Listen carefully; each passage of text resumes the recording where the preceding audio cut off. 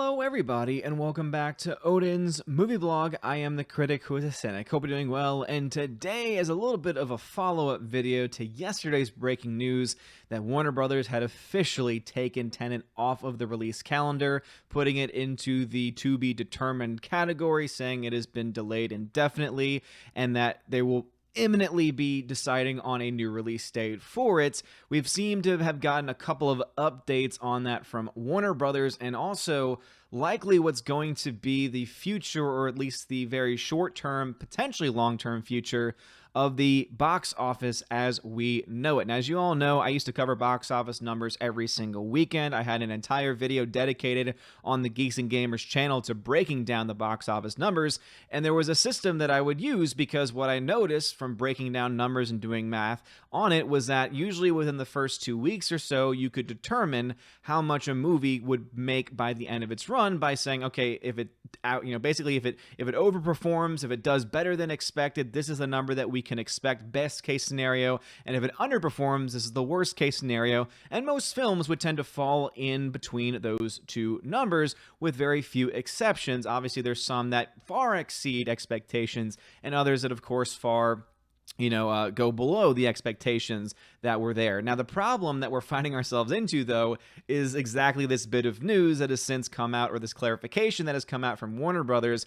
And the reason why what my job was beforehand, or at least one of my favorite things to do beforehand, may never come back. And if it does come back, probably won't come back for another year, if not another 2 years, because all of the numbers and all of the metrics that I've used and all of the history that it's based on is essentially going out the window because of what is going on here with Tenet and what will happen with other films in the future, and also with the very fact that there's going to be a long waiting period before every single state is on the same page when it comes to movies and release, theaters being allowed to be reopened, the capacity of the movie theater, and also, of course, the people in those states being willing and able to actually want to go back to the theater itself. And so let's go ahead and dive into this article from Deadline once again. But as I said, it does seem to confirm or clarify what the overall plan for Warner Brothers is, and I think it kind of gives us a peek into what other studios are probably going to start doing, especially now that we're in this era of COVID that we are currently in. So Warner Brothers has taken Tenet off the theatrical release calendar for now because the U.S. major circuits remain closed in New York and Los Angeles due to CV. Warner Brothers is now prepping the film for an unconventional theatrical rollout, which won't be a global day and date release that was expected. So just as kind of a breakdown of that, normally when a film comes out, big films will come out normally on the same exact day all across the world. There's obviously times when a film will come out overseas or in a certain country maybe a week before a wide release, but for the most part, there's usually a lot of unison among the release dates of various films. And so Tenet, of course, was expected to be released worldwide around the same date. That, of course, is now off of the calendar, at least here in the United States. However, it is still expected, and this is what is again being presumed here, that it will still continue to reopen within actually the next couple of weeks, just not in the United States. What does Warner Brothers mean by this phrase of unconventional? Essentially, with theaters reopening in China, Asian markets like South Korea being vibrant, again, major news story out of South Korea, of course, the fact that the sequel to the amazing film Train Out of Busan called Peninsula has made millions upon millions just in South Korea alone, and is actually making some decent money in the markets that are actually open in that area that they are allowed to actually have movies be shown. It seems very likely then that because there's money coming out of those areas and that people are actually wanting to go back in those areas, maybe not at the same numbers or at the same levels as pre-COVID, but still at a pretty healthy level nonetheless, it seems more likely then that studios will probably try and put a little bit more space between their releases depending on where they are in the world, leaning more towards the Asian markets since those are now more apt to reopen with much more money to be at stake there, while delaying it here in North America until there is a more clear picture about when theaters themselves are going to be reopened and when they're going to be able to make the most money in those specific regions. But you could also potentially see this as, okay, if they're going to play this kind of small ball on a international scale, you could also see them do it more so sooner than later than on a national scale as well, going state by state, which I think could make things pretty darn messy. But it says right here, so South Korea, other offshore territories in Europe, and Japan coming back online. There is a good possibility that the Christopher Nolan movie will open abroad first. Again, that's very likely at this point. It has not been fully confirmed yet, but especially with South Korea being doing as well as it is, especially with that sequel to Train to Busan, and especially with other films now being shown in those markets and more people and more theaters being opened at a more steady clip, it seems, than here in the United States. It seems likely and more sensible that a studio like Warner Brothers would be more apt to push it overseas first while trying to get a little bit of money, while at the same time waiting on the U.S. market to finally catch up. In regards to the United States, where drive-ins are dominating the business and just over 1,000 of the nation's 5,000 theaters are actually open, Tenet is poised to play wherever and whenever it can, even if New York City and Los Angeles aren't back online. The studio also announced that Conjuring 3 has been moved from its September 11th release to June of next year, as we first told you, June 30th. I've heard from exhibition sources a scenario whereby Tenet possibly starts its U.S. rollout on September 11th, but that, of course, isn't definite yet. So there is where the current state of it is. So Tenet has yet to be given an official release date. It could very well be that September 11th date here in the United States, with it having been released already overseas in other various markets. And here's where it kind of frustrates me, because you could also see there, as Deadline speculates, they could potentially say, all right, we're going to release it in the United States, but we're only going to release it in the areas or the states or the cities that actually are allowed to reopen to a certain capacity. Basically trying to get the mindset of, hey, we want to try and make as much money as we possibly can, which makes sense, right? Especially for a movie like Tenet. They're spending hundreds upon hundreds of millions of dollars, not only on the production, but on the marketing of it.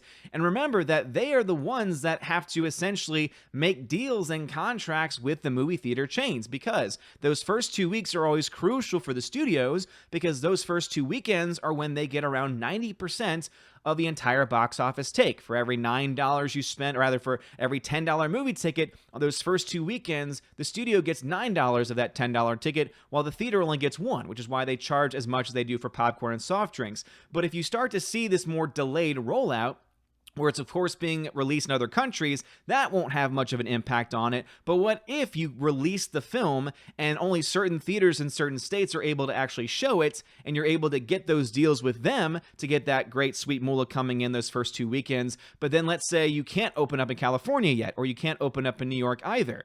Do you then delay the release and make separate contracts with theaters only in those 2 states and only in those major cities to say, okay, we're going to get 90% for your first 2 weekends?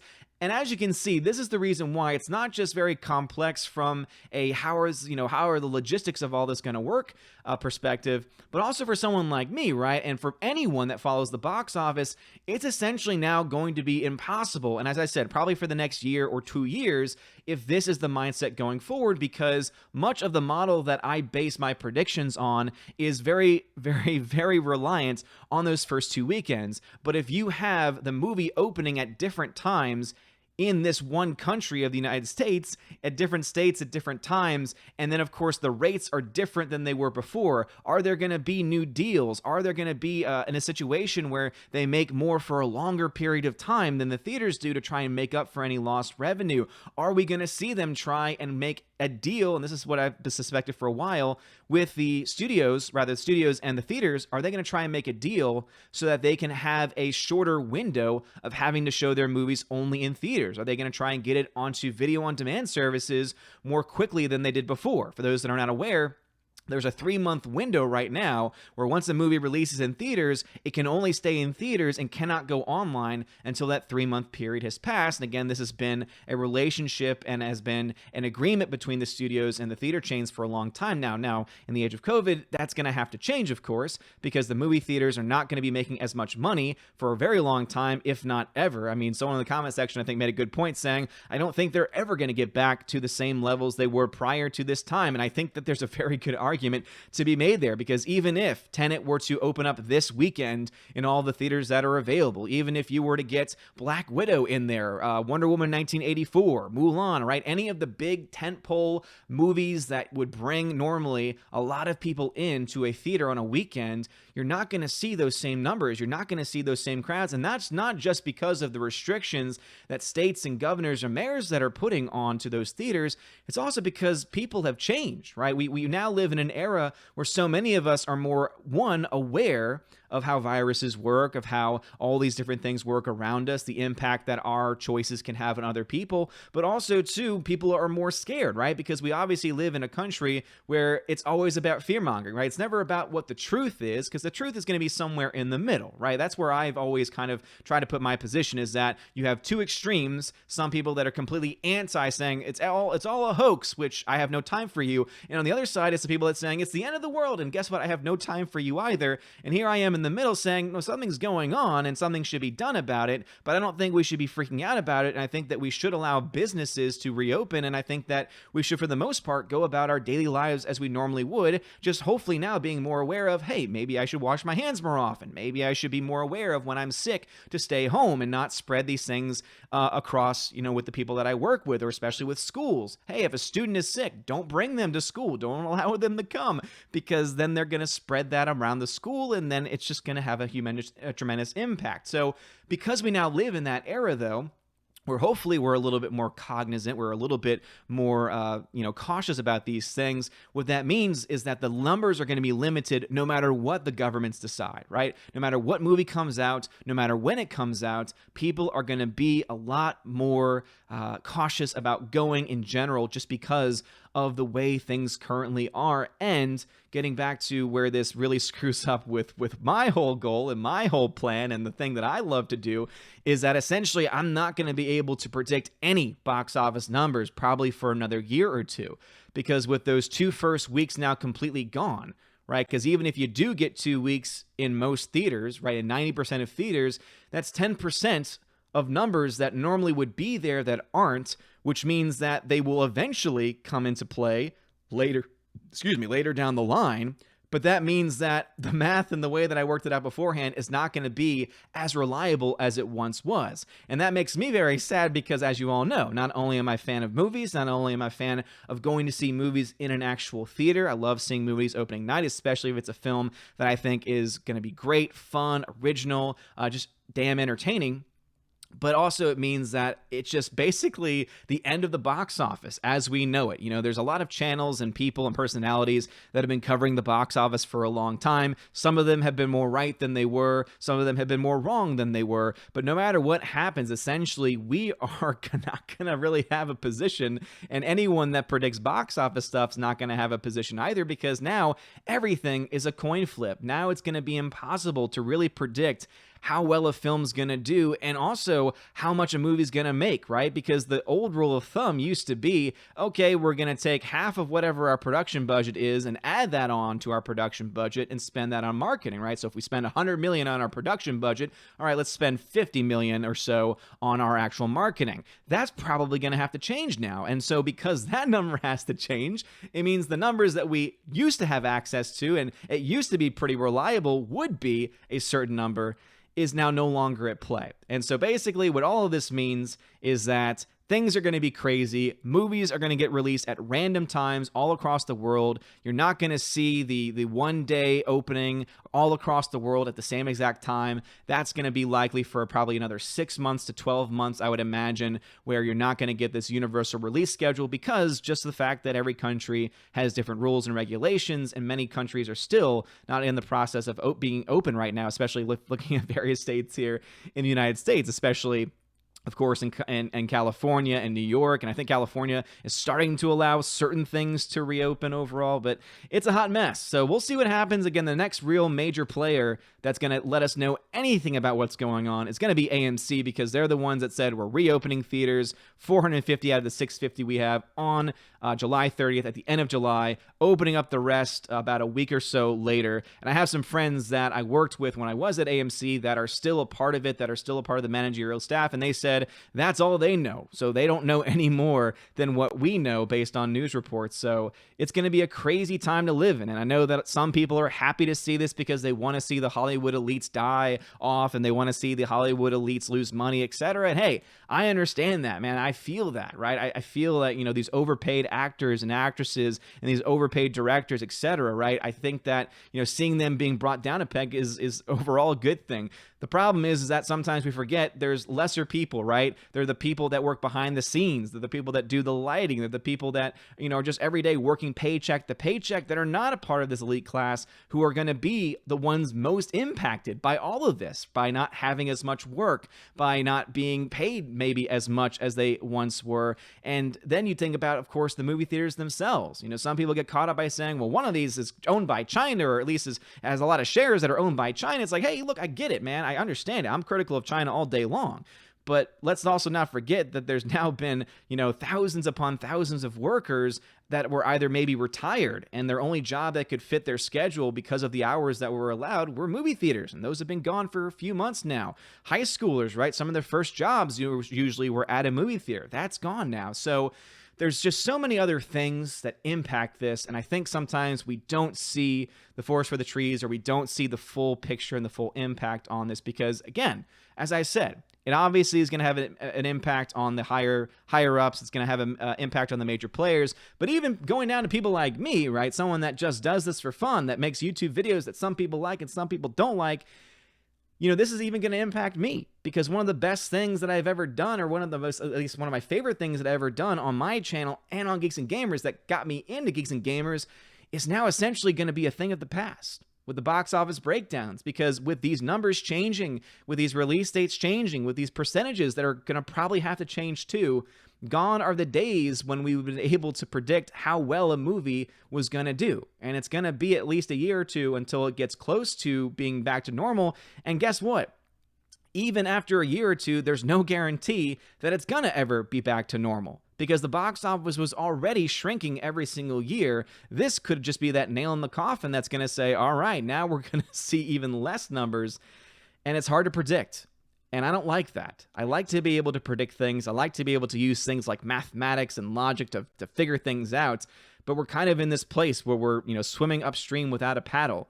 And I don't really know what's going to happen. But anyway, what are y'all's thoughts about this? Again, breaking down just a little bit more about what the Tenet release is going to look like. Again, it's going to be very unconventional in the fact that it's going to release at multiple times all across the world. So obviously there's people that like to sail the high seas that might get access to it earlier. But for me, I want to wait and see it on the big screen, because it just seems like a film that I would want to see on the big screen again. But there's other movies too. I mean, people have mentioned A Quiet Place Part 2 was one that I was actually really looking forward to seeing. Top Gun 2, obviously, very much looking forward to seeing. Is that going to stay around in December, or is that going to get moved? Again, Warner Brothers is probably holding off because they're going to have to change their entire schedule, as many other studios are going to have to do the same thing. In fact, another movie from another studio has already been delayed because of the Tenet announcement. So, as I said, it's a domino, and the domino effect is about to go into place. But the bigger effect on it is that I don't think I'll ever be able to do my box office breakdowns ever again. So anyway, what are your thoughts about this? Do you think that we're going to see this kind of mishmash of random release dates, etc.? And also,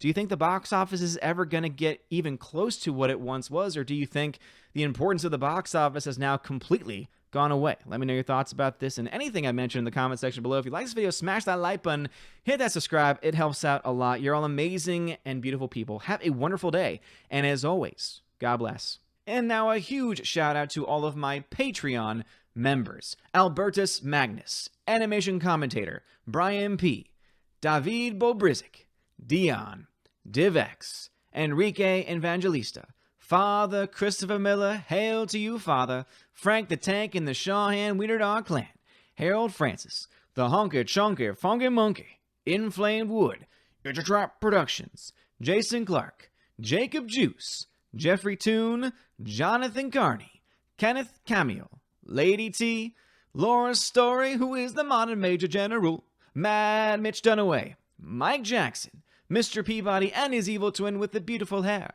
Orange at Reviews, Outpost Dyer, Out of Step with Reality, Riff Magos, Rosetta Ellen, Steve Glasker, Teresa Martin, Theodore Bendon, Tina Bojan, The DJD Show, and Tina B. Thank you all for being my Patreon members, and a huge shout out to my Subscribe Star members, Stand For, John B., Perpetual Punster, Robert Revo, Mr. Roy, Glinzer, G2 Cool 99, Darkstar 57, Alex McCarthy, or J. Alex McCarthy Jr., US 888209 Fast, Dean Heiss, Harold Francis, J. Rod the Beer Guru, Nevadan G. Adams, and ZK Man, and Father Damian Cook. Thank you all so very much for being my Patreon and Subscribe Star members. Seriously, you are the wind beneath my wings. You help keep the lights on. You help support things like the giveaways for my $5 and up backers, and also allow me to do a lot of the extra stuff for the channel, including the exclusive OMB podcast that I do every couple of weeks with John, the Flick Pick of the Flick Pick channel. And yeah, thank you so much for your support. Don't want to really drag it out too long this month. You guys are amazing and beautiful people. If you want to have a name shout out, if you want to have access to giveaways, podcasts, any of that kind of stuff, check the links in the description for Patreon and Subscribe Star. You guys rock. Have a wonderful day. And as always, God bless.